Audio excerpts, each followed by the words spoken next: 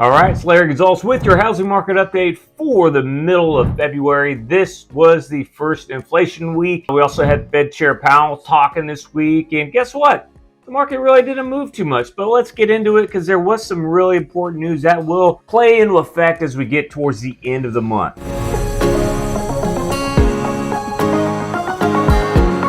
All right, so prices are still going up, although I will tell you this, I am seeing more and more price decreases in Oahu and even across the country.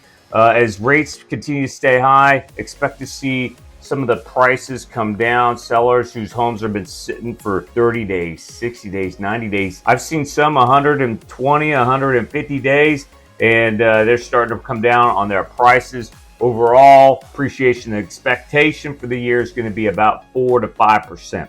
Inventory is up. We are on the island of Oahu at post-COVID highs, over 3,000 homes active inventory right now in Oahu. Rates are largely sideways. We'll get into that here in just a second. All right, so what we have here, inflation reports came out, the CPI and the PPI, and they were both hotter than expected. We saw a roller coaster ride on the freight train of inflation this week. Personal debt is out of control. We know that. We're seeing that. We're starting to see delinquencies pop up higher, and people aren't making the minimum payment on their credit cards. So if you're one of those people, we're going to talk a little bit about that. Initial jobless claims were down. This is all red arrows, and I am always the optimist, but I don't like red on this slide, and that's all we got this time is some red, but jobless claims are down.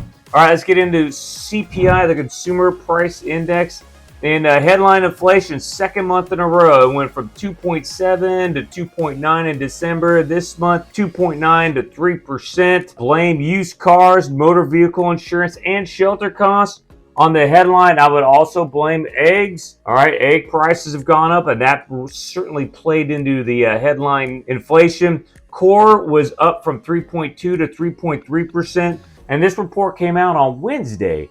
And I tell you what, interest rates shot up. It was an ugly, ugly day. And here's something to concern. The annualized core run rates, all right, 12 months were at 3.3%. 6 months, though, at 3.6, 3 months at 3.8. That just shows overall inflation is going up. Core inflation is going up. Not the PCE, but on the CPI. And that really put a lot of fear into the market on Wednesday. And the other thing on Wednesday was Fed Chair Powell talking about they've cut the Fed funds rate by 1% this last year. They're not in a hurry. They don't want to cut too much and then see inflation spike again. And he's saying this as the inflation report comes out showing that inflation is starting to go up again. So not a very good day on Wednesday for rates. However, on Thursday, the PPI, which is a producer price index, and that's a wholesale inflation report, that rose 0.4% in January. But the core was down from 3.7 to 3.6%. On that news alone, interest rates came back down, and basically we were above 4.5%. Now we're back under 6.5% as we head into Friday. Friday, we have the retail sales report coming out. Quite frankly, I can see if we're still spending money like we stole it, I can see rates going back above 6.5. And let's get into people spending money. All right, how are they spending money? They don't have extra money. We've already spent all that money that we had when COVID had just started and we couldn't do anything. All that money's gone. So now we're maxing out our credit cards. Well, you may have bought a home and you may have a great rate. It could be in the 3s. It could even be in the 2s. And you may have a lot of equity in your home. But you know what? You got this low mortgage payment, but you know what? You got a lot of debt. You got 29, 30% interest rate credit cards. You got a car loan at 10%. And you're feeling like, gosh, I'm house poor now. I can't do anything. But it's not your house that's making you poor. It's your spending habits. Your house can make you rich again. Well, not maybe rich, but it can eliminate the stress in your life by taking advantage of some of that equity. Even if you go from a 2 or 3% rate to a 6% rate, you may still, the blended rate, when you pay off you take some of the equity out of your home, you pay off all of that debt, you get disciplined with your credit card usage, guess what? You're going to find that you actually have money left over at the end of the month. And that investing stuff, which you should be doing, And I know this because I did it too. I would stop investing if I just was house poor. Well, guess what? Maybe you can get back into investing, all right, and building that legacy of wealth that you need. And your house is going to enable you to do that because it's going to eliminate that stranglehold of debt around your neck. So, hey, if you want to talk about this, and I had to talk with a client today about this, give me a call, shoot me a DM. Let's discuss your situation. Refinancing right now is not right for everybody, and I wouldn't recommend it to everybody, but for some of you, it is actually a very good idea. All right, let's get into initial jobless claims. Not much to talk about, all right? Initial jobless claims down 7,000 to 213,000. Continuing claims down 36,000 after being up 36,000 a week before. And we're at 1.85 million, which is still pretty high and near highest levels we've had since 2021. But not a lot to talk about there. VA rates, you can see we popped above 6.5% on Wednesday. Tuesday, Wednesday rates were going up. We came back down below 6.5%, but rates are elevated right now. And next week, there's not really a lot of economic news that's going to move rates necessarily.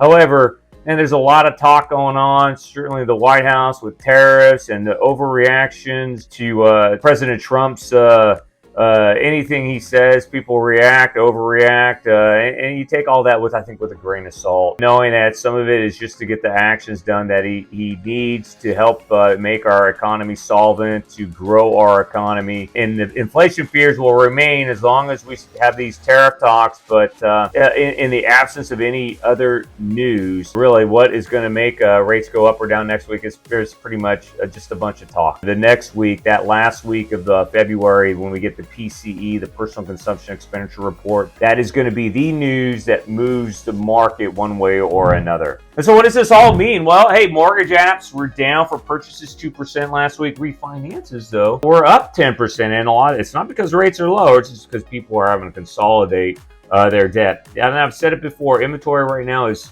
humongously big, especially on the west side of Oahu. We are definitely in a buyer's market there. I've had multiple talks with buyers about the opportunity for them to get 4% credit from the seller to do a temporary buy down or a permanent buy down or pay off debt. That's right, you can pay off debt with that seller credit, which is great. And you can't do that with every lender, but you can do that with me. You know, those who are waiting for rates to go down, you're going to be competing with other people when the rates do go down, so it's best to get in now. Sellers, again, if I was selling a home and I didn't have to put my house on the market right now, I'd wait until March, April timeframe when rates are going down and you got more buyers in the market. Right now, you know, there, especially in some condo units, you have 3, 4, 7, 8 units for sale in the same condo or complex. It's pretty tough to sell your home when there's nobody looking. So just something to think about there for sellers. If you can hold off, hold off. Hey, if you got a house and it's priced right, especially in Mililani, Kailua, Kaneohe, yeah, it's going to go. It's going to go quickly. All right, and that's really all I have for you this week. Please like, comment, subscribe, share with your friends. You got some friends who are moving to the island and are looking to possibly buy or just kind of find out what the market's like. Share this with them. All right, get them educated and knowledgeable on the market that they're coming to so that when they make the decision to buy or rent, they make it based on facts and not fears and in many cases fiction. All right, have a great week. Have an awesome weekend. Aloha.